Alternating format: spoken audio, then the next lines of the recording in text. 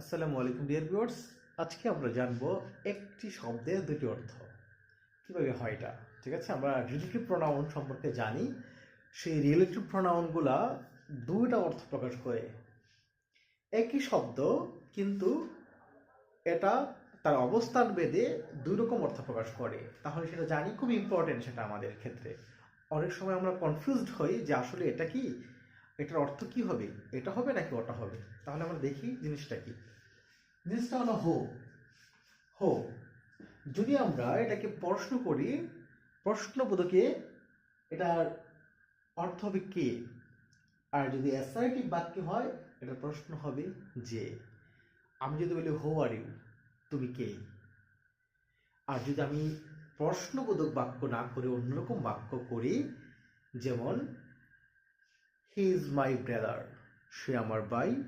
হু came hair, যে এখানে এসেছিল ইয়েস্টারডে, গতকাল।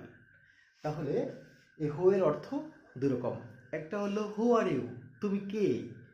আর আমি আবার যখন এটাকে অন্যভাবে বললাম একটা সেন্টেন্সে, I know the men who came here, আমি লোকটাকে চিনি যে এখানে এসেছিল।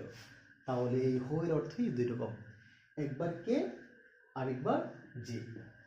ঠিক এভাবে হুজ কার, এটার অর্থ একবার কার আরেকবার যার, এইভাবে।